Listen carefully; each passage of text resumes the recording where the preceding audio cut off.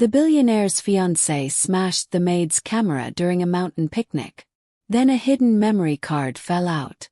Hey, if you've ever been humiliated for something you loved, this story will hit you differently.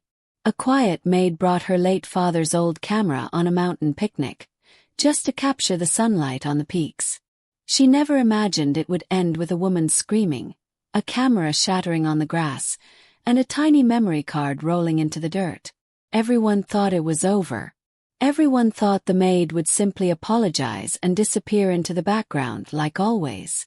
But that memory card didn't break. And what was hiding inside it was about to expose a secret so devastating. It would end an engagement, destroy a reputation, and change one exhausted mother's life forever. Nobody at that picnic knew what they were about to witness. Hey everyone, welcome back. Before we dive in, tell me, where are you watching this from? Drop it in the comments. I love seeing how far these stories travel. If this is your first time here, consider subscribing because we tell stories just like this one every single week. And trust me, stay until the end today because the final twist in this story is one you will not see coming. Okay, let's get into it. She never wanted to bring the camera, but something told her she'd regret leaving it behind. The mountains rose like silver giants above the valley, their peaks still dusted with snow even in the warmth of early summer. Below them, a waterfall crashed white against black rock, and wildflowers scattered gold and violet across the meadow like something out of a painting. It was, without question, one of the most beautiful places on earth. And Elena Reyes almost didn't get to see it. She had spent the entire morning folding linens, packing wicker baskets, and loading 3 SUVs with everything Adrian Whitfield's engagement picnic required. Champagne, cheese boards, a portable sound system, and enough flowers to fill a small chapel. As the household's live-in maid, this was simply Elena's job. She wasn't invited to enjoy the mountains. She was invited to serve them. But something made her tuck her father's old camera into her apron pocket that morning. It was a battered thing, silver and black, the leather strap cracked from age. Her father had carried it through 3 decades of weddings and funerals as the neighborhood's unofficial photographer, back in the small town where Elena grew up. When he passed, it was the only thing of his she kept. Everything else had gone to pay for medical bills. She hadn't touched it in months. Not since her son Mateo's diagnosis had swallowed every spare hour, every spare dollar, every spare breath of hope she had left. The doctors called it a congenital heart defect. They called the surgery the only real option. They called the cost a number so large that Elena had stopped saying it out loud, because saying it made it feel more real. So when she packed that camera into her apron that morning, it wasn't really about the mountains. It was about needing, just once, to feel like herself again. Elena! The ice is melting in the back seat, hurry up! Adrian's assistant, Priya, called from the driveway, waving a clipboard like a flag of war. Elena jogged forward, ducking her head the way she always did around Whitfield family staff. Not out of shame exactly, but out of habit. Invisible was safer. Invisible didn't get blamed for things. The convoy wound up the mountain road for nearly 2 hours, gravel crunching beneath the tires, evergreen trees blurring past the windows in streaks of deep green. Elena sat crammed in the back of the supply van between a cooler and 3 folded tents, her knees against her chest, watching the mountains grow closer through the dusty window. She thought about Mateo. He was 6 years old and loved dinosaurs more than anything else in the world. That morning before she left for work, he had wrapped his small arms around her neck and whispered, "Will you take a picture of a real mountain for me, Mama?" She had promised him she would. By the time the convoy reached the clearing near the waterfall, the sun was high in gold, and the staff moved like a small, coordinated army, unfolding canvas tents the color of ivory, setting long wooden tables with white linen, arranging baskets of fruit and warm bread beside silver trays of imported cheese. It was, in every sense, a scene built for someone else's happiness. And then Vanessa Cole arrived. She stepped out of the lead car in a flowing sky blue gown that seemed entirely wrong for a mountain hike. her blonde hair catching the wind like something choreographed.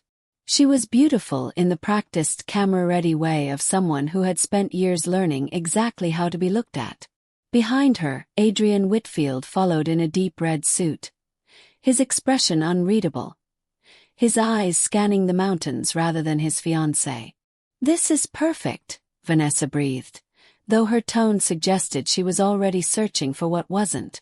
"Where's the photographer?" she asked, snapping her fingers toward Priya. "I need someone documenting this from the moment we arrived."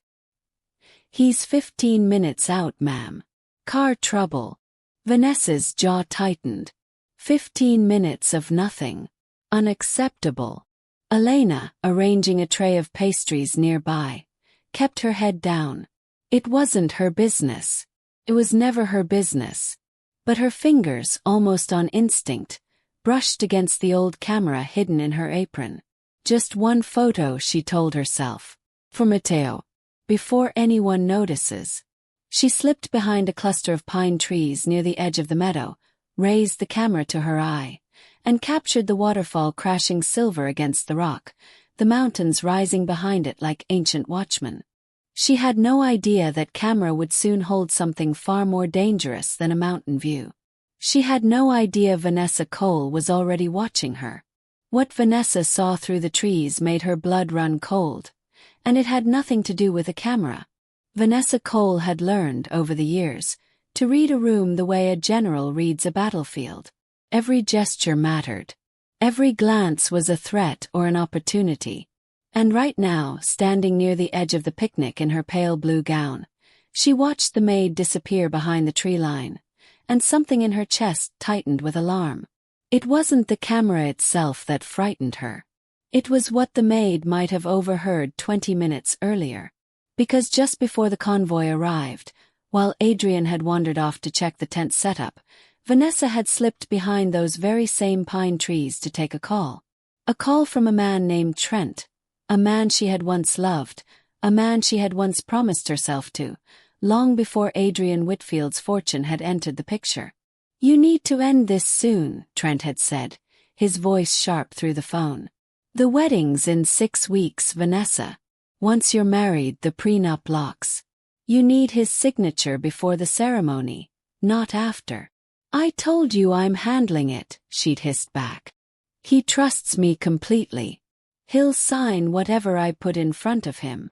And after the money moves, then I disappear from his life exactly like we planned." She had ended the call in a hurry, smoothing her dress, arranging her face back into the soft, adoring expression Adrian knew so well. She hadn't seen anyone nearby.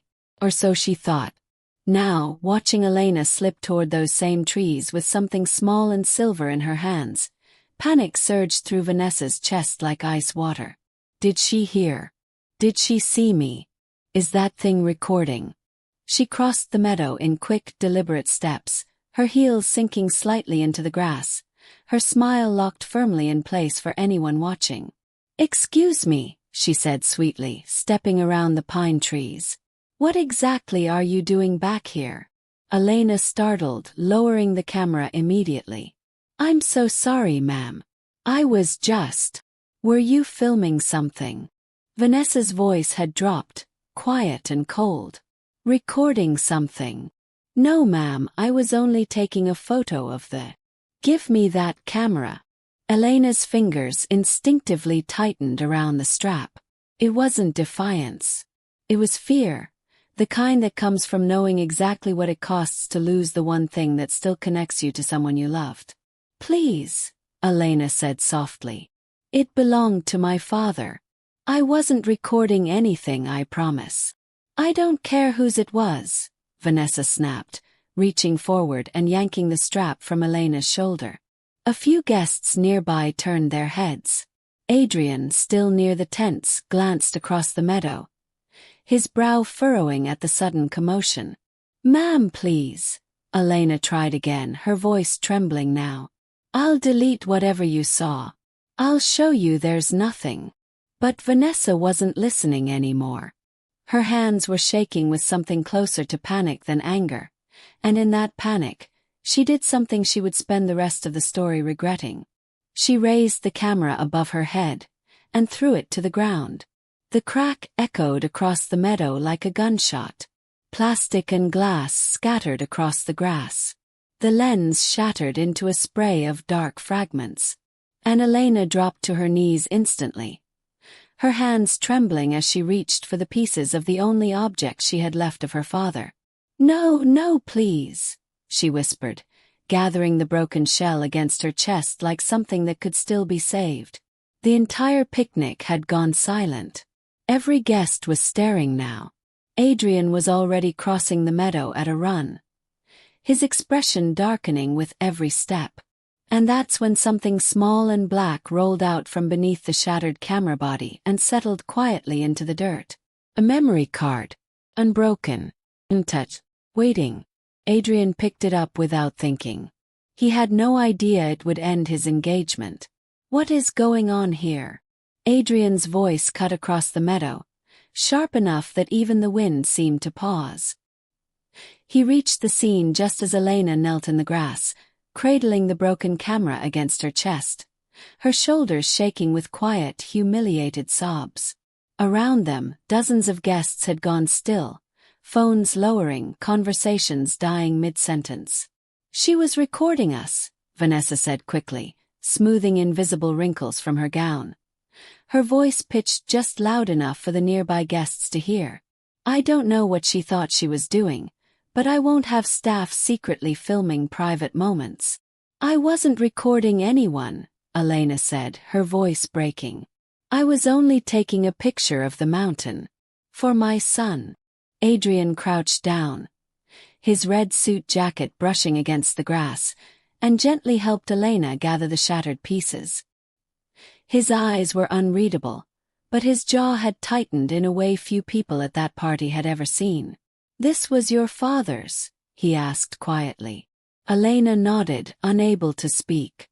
Adrian's gaze lifted toward Vanessa, and for the first time that afternoon, something cold passed behind his eyes.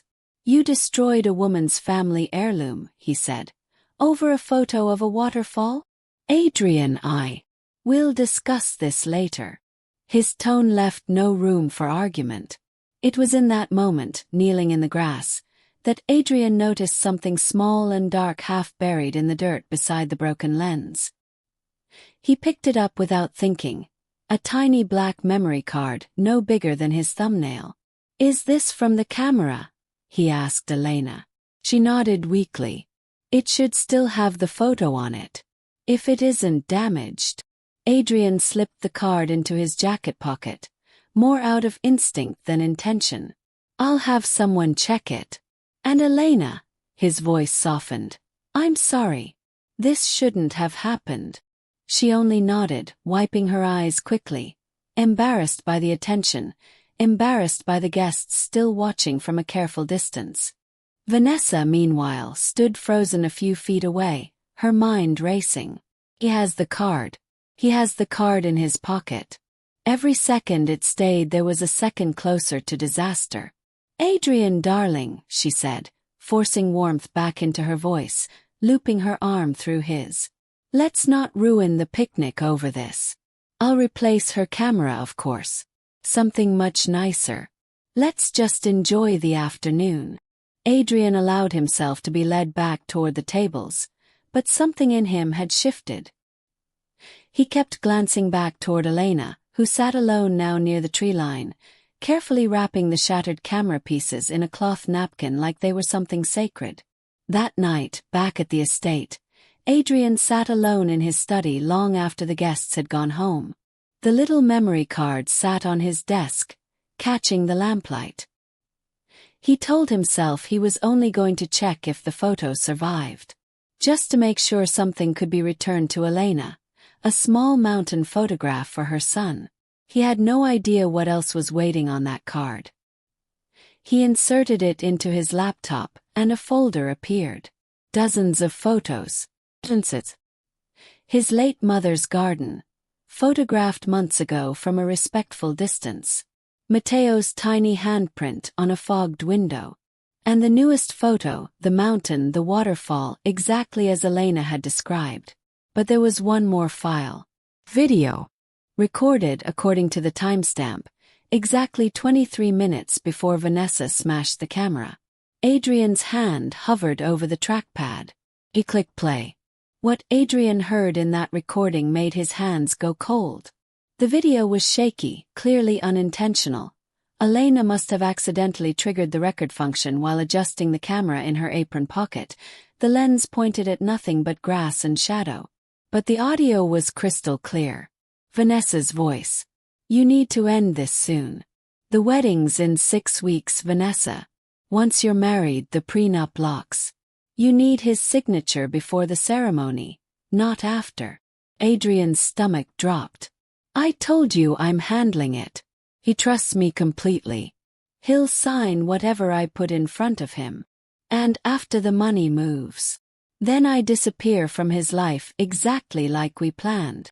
The recording ended abruptly, cutting off mid-breath, likely when Elena shifted the camera again.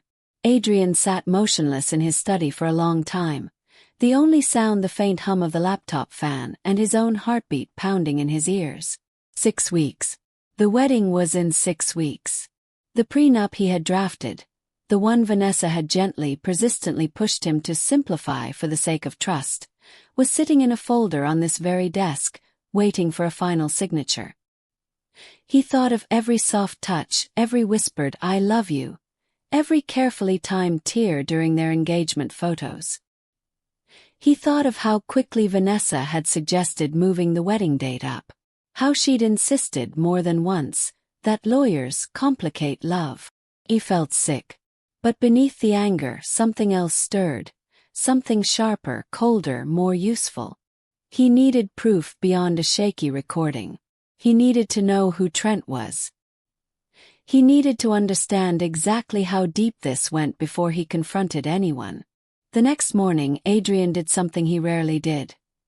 He asked his head of security for a discreet, quiet investigation, not into Elena, but into Vanessa Cole and a man named Trent. 3 days later, the report landed on his desk. Trent Marlowe, 34. Vanessa's on-and-off partner for the past 6 years. Hidden carefully behind a rotating cast of cover stories. A business associate, old family friend, a gym trainer. Financial records showed Trent had been in serious debt 18 months ago. The same month Vanessa had randomly met Adrian at a charity gala. Adrian closed the folder slowly, his jaw tight. Meanwhile, across the estate, Elena had no idea any of this was happening. She only knew that 2 days after the picnic, an envelope had arrived at the staff quarters with her name on it. Inside was a brand new camera. Professional grade, far more expensive than anything she could have imagined owning, along with a short handwritten note. "For the photo you promised your son. And for everything else I still owe you. A.W." She stared at the note for a long time, confused by the strange formality of it, unaware that everything else carried far more weight than she could possibly guess. That evening, as she tucked Matteo into bed, he asked, eyes half closed with sleep, "Did you get the mountain picture, Mama?" "I did," she whispered, kissing his forehead. "It's the most beautiful thing I've ever taken." She had no idea that same photograph, and the recording buried beside it, was about to change both of their lives forever. Vanessa noticed the silence first. Adrian was too calm. And calm, she would learn, was far more dangerous than anger. For the next 2 weeks, Adrian said nothing. He continued attending dinners with Vanessa, continued smiling for photographers at charity events, continued signing off on wedding preparations as if nothing had changed. But Vanessa, who had spent years reading rooms and reading people, began to sense something was wrong beneath the surface. He no longer touched her the same way. His eyes lingered too long during quiet moments, as if searching for something he couldn't quite name aloud. "Is everything all right?" she asked one evening, over a candlelit dinner in the estate's private dining room. "Everything's fine," Adrian said, swirling the wine in his glass. his voice carefully even. Just business stress. She wanted to believe him. She needed to believe him because the wedding, and everything riding on it, was only 4 weeks away now. Elena, meanwhile, had begun photographing the estate grounds in her rare free moments, using her new camera with a kind of quiet reverence she hadn't felt in years. She photographed the roses in the east garden, the way morning light spilled across the marble floors, Matteo's small hands wrapped around a wooden dinosaur toy. One afternoon, while organizing linens near Adrian's study, she overheard raised voices behind the closed door. Adrian's assistant, Priya, and a man from the legal department, discussing something about verifying the timeline and confirming Marlowe's financial records before the ceremony. Elena didn't understand the context, and it wasn't her place to ask. She simply continued her work, unaware she was standing just feet away from the center of a storm about to break. That storm arrived on a rainy Thursday evening, exactly 19 days before the wedding. Adrian called Vanessa into his study, the same study where, weeks earlier, he had first pressed play on a video that shattered his understanding of the woman he was about to marry.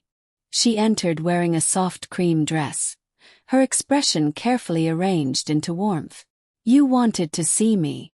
Adrian didn't stand. He didn't smile. He simply turned his laptop toward her and pressed play. Vanessa's own voice filled the room. "You need his signature before the ceremony, not after. Then I disappear from his life exactly like we planned." Her face went white. "Adrian, I can explain." "Explain what exactly?" His voice was quiet, which somehow made it worse than shouting. "That you and Trent Marlowe planned this from the beginning. That the gala where we randomly met wasn't random at all. It's not what it sounds like. I had you investigated, Vanessa." He slid a folder across the desk. 18 months of Trent's financial records. 7 phone calls between the two of you the week before we met. A hotel reservation under both your names, 4 days before our engagement dinner. Vanessa's carefully maintained composure finally cracked, tears spilling down her cheeks, though whether from guilt or the collapse of a plan, Adrian genuinely couldn't tell anymore. "You don't understand what it's like," she said, her voice breaking. "Trent and I needed the money. We were desperate. And then I met you and it was supposed to be simple, but Adrian," she reached for his hand, "I fell in love with you. That part became real." Adrian pulled his hand away. "Maybe it did," he said quietly. "But you were still going to take everything from me, weren't you?" She had no answer that wouldn't damn her further.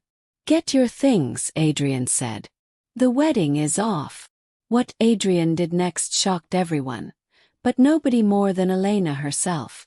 The story of the broken engagement spread through Whitfield's social circles within days. Carefully controlled, dignified statements about irreconcilable differences, with no mention of Trent Marlowe, no mention of shattered cameras, no mention of a maid's quiet, accidental heroism. But inside the estate, something far quieter, and far more important, was unfolding. 2 weeks after calling off the wedding, Adrian asked Elena to meet him in his study, the same room where everything had unraveled. She arrived nervous, smoothing her apron, unsure what she had done wrong. "You're not in trouble," Adrian said gently, noticing her tense shoulders. "Please sit." She sat carefully at the edge of the chair across from his desk. "I owe you an explanation," he said. "And an apology." He told her everything. The recording, the investigation, the truth about Vanessa and Trent. Elena listened in stunned silence, her hands pressed together in her lap. "I had no idea," she whispered. "I would never have recorded anything on purpose. I only wanted a photo for my son." "I know," Adrian said. "And that accidental photo may have saved me from the biggest mistake of my life." He reached into a drawer and slid a folder across the desk toward her. "What is this?" Elena asked, hesitant. "Open it." Inside were medical transfer documents. Matteo's name at the top, along with the name of one of the country's leading pediatric cardiac surgeons, and a note confirming the full cost of the surgery had already been covered, effective immediately. Elena's hands began to shake. "Mr. Whitfield, I can't accept. You already gave me something I can't repay," Adrian said quietly. "The truth. Most people in your position would have stayed silent, kept their head down, protected themselves.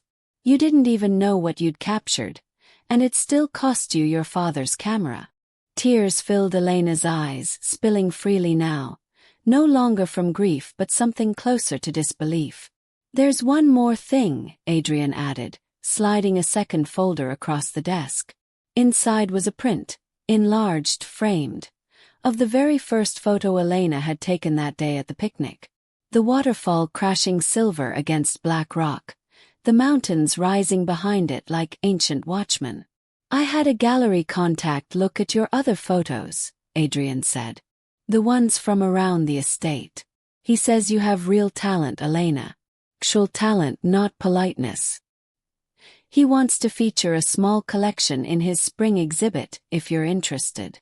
Elena stared at the photograph, then at Adrian, unable to fully process a life that seemed, in the span of one conversation, to have completely changed direction.